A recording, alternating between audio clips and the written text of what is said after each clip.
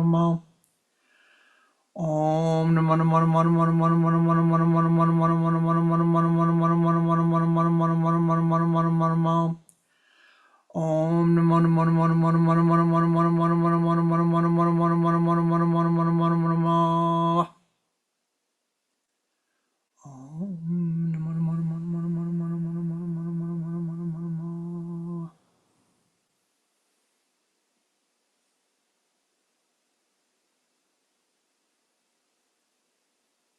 Attaining the high place of meditation.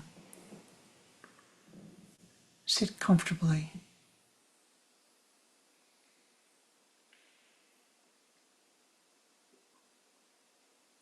Call upon your Ishta Devata to join with us your most precious, intimate form of the divine.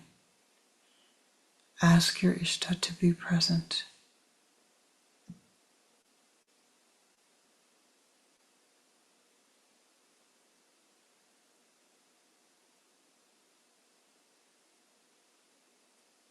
Feel the presence of your Ishta.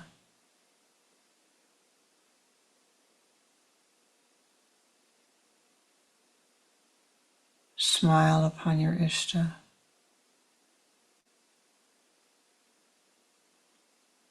Feel your Ishta smiling upon you.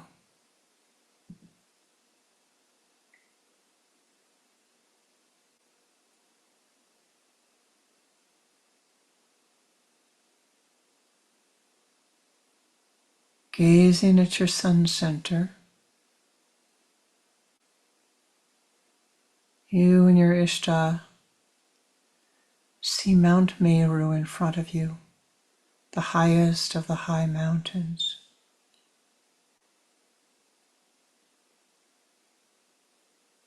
The highest of the sacred, most sacred mountains in all of the realms.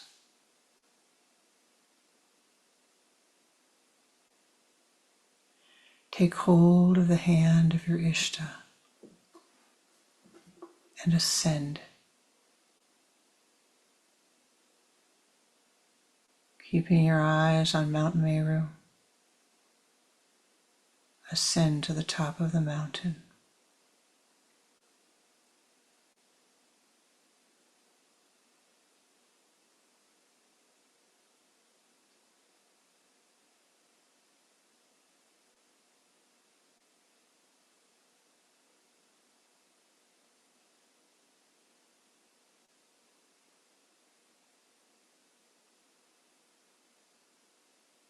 Attaining the top of the mountain, you and your Ishta see the entrance to a cave.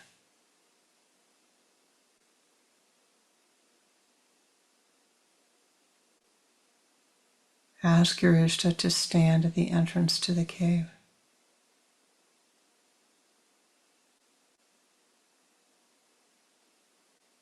Sit in meditation facing your Ishta.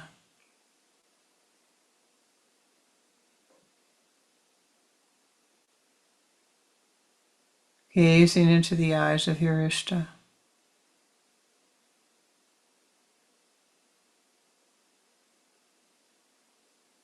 From the Jupiter chakra of your Ishta projects forth a golden orb of light.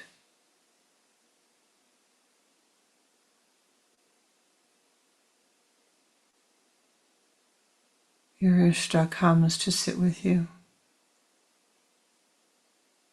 Together you gaze at this golden egg of light.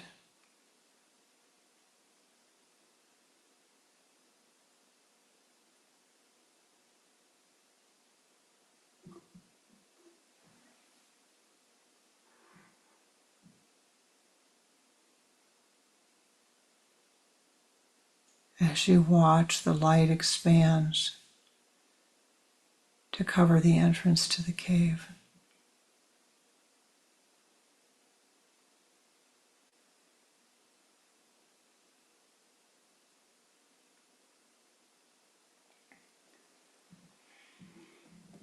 From the light projects forth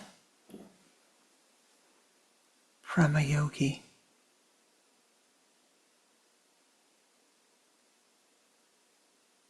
You and your Ishta hear. You see, you feel Prema.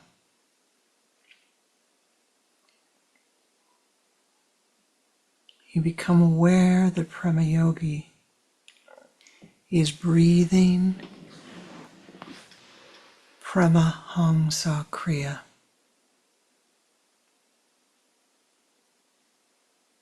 With each inhalation of Prema Hang, Prema draws in all of the poisons, all of the karmas, from around the earth, upon the earth, within the earth.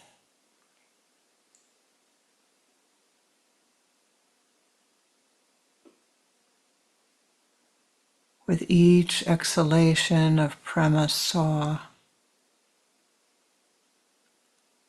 Prema radiates forth Anandic bliss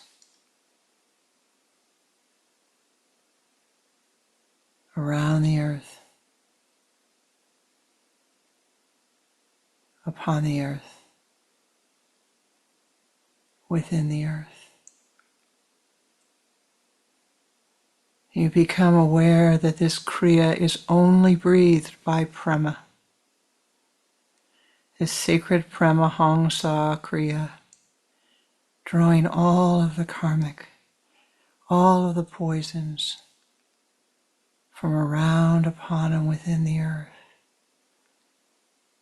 and radiating forth Anandic bliss. You and your Ishta bow to Prema,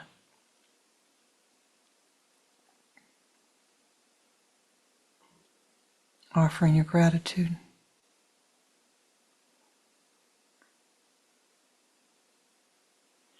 And continuing to breathe the Kriya,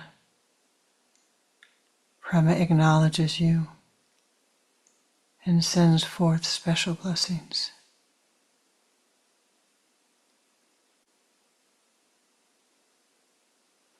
Radiating joy.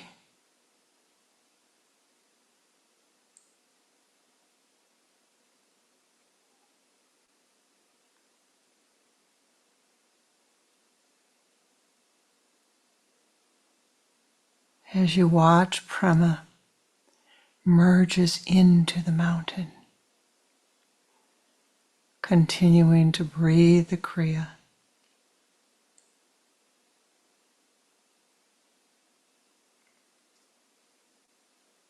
Prema merges into the mountain.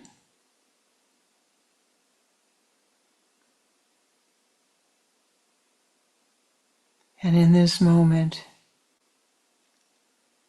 you know Prema will breathe this Kriya, drawing all of the karma from around, upon, within the earth, radiating forth Anandic bliss until this mountain, this Mount Meru, becomes a hill, until the hill is no more.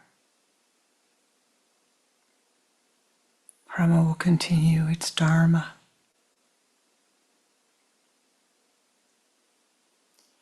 drawing the poisons, sending forth the blessings.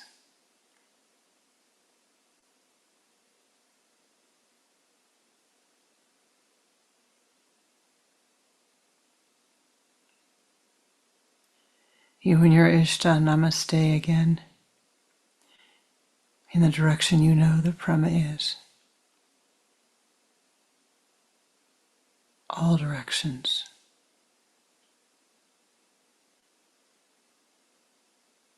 Taking hold of the hand of your Ishta.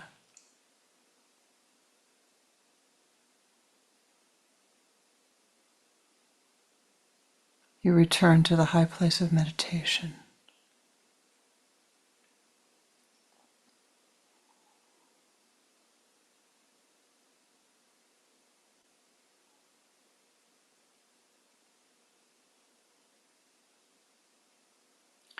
Sitting with your Ishta. O ye powers that be, most beloved and precious Ishta,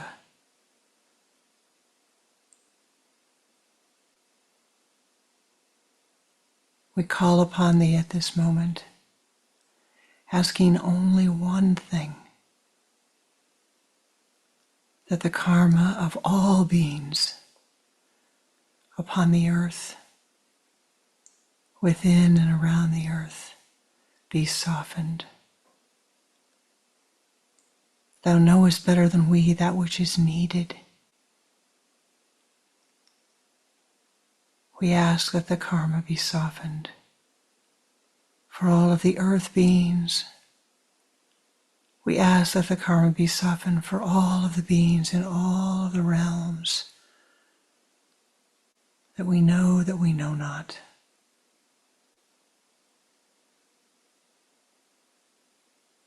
May our intentions be pure. May the pranic energy that we share be a blessing. We offer unto Thee the chanting of the Om Shanti Shanti Shanti mantra. Just once. May it radiate to all of the universes, that the karma be softened.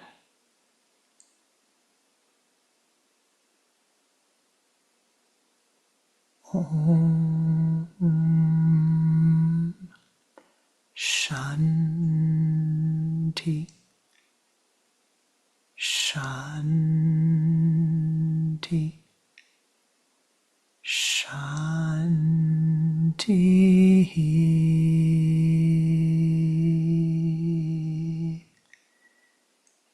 Again, focusing the attention at your sun center, bringing all the energies together as we offer this prayer. Om Shanti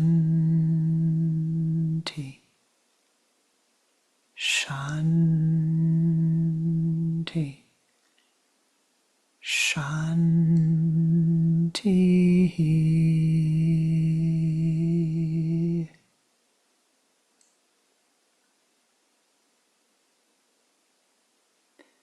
And a third time. O ye powers that be,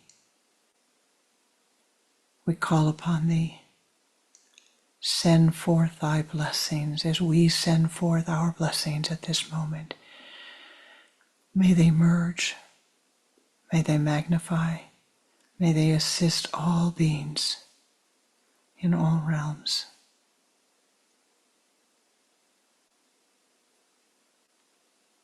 Om Shanti Shanti Shanti.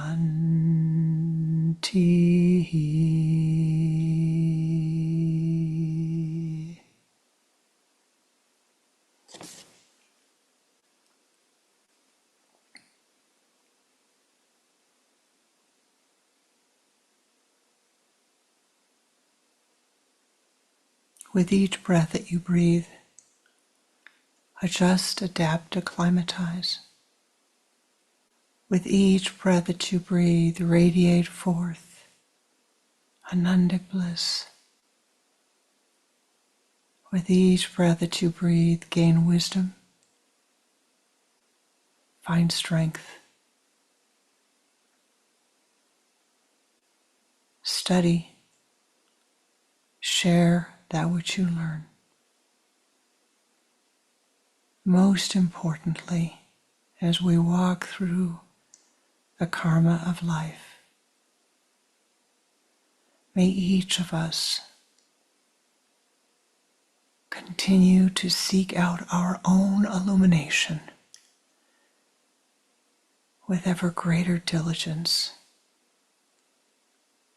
For it is only in seeking that illumination ourselves that we, each individually, will find enlightenment, and that enlightenment will radiate through Indra's net, and all will be blessed. Om Shanti Shanti Shanti. Om Tat Sat Om. Aham Brahmasmi.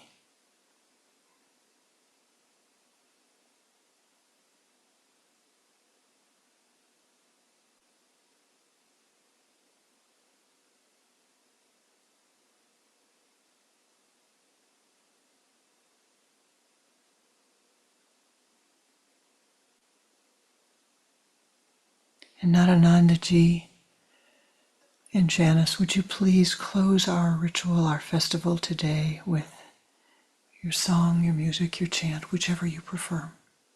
Please. The mantra that we will chant for closing. Loka samasta sukhino bhavantu. It's a mantra of blessing. Blessing for all beings on all lokas. Blessing of sweetness, of happiness, and of shanti. Peace.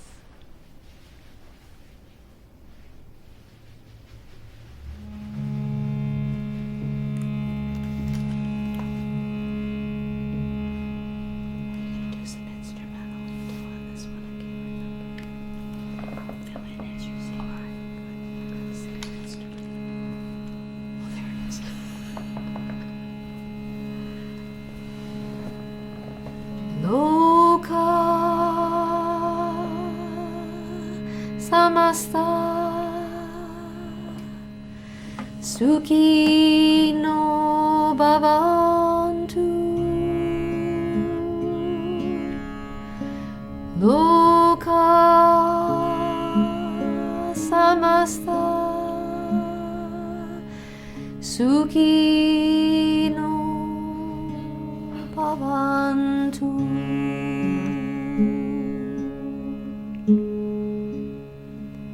Shanti, Shanti, Shanti Bhavantu. Shanti, Shanti. Shanti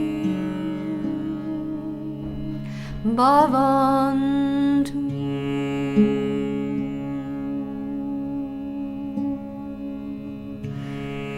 Loka samasta sukhino bhavantu. Loka samasta sukhino bhavantu.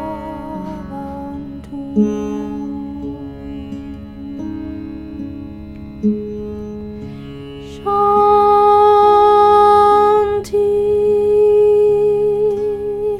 Shanti.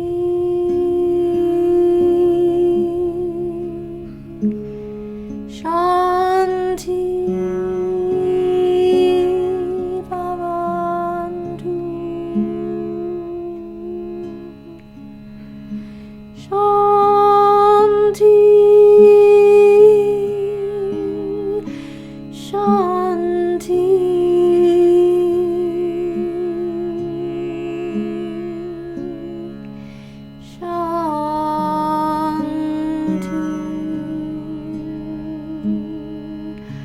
Bhavantu.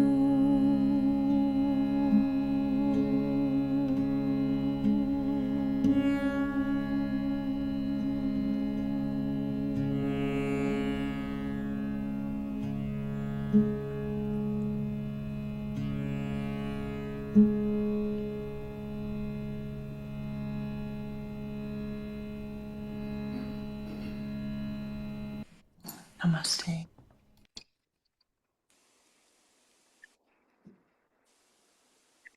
Nadanandaji, would you like to say anything in closing?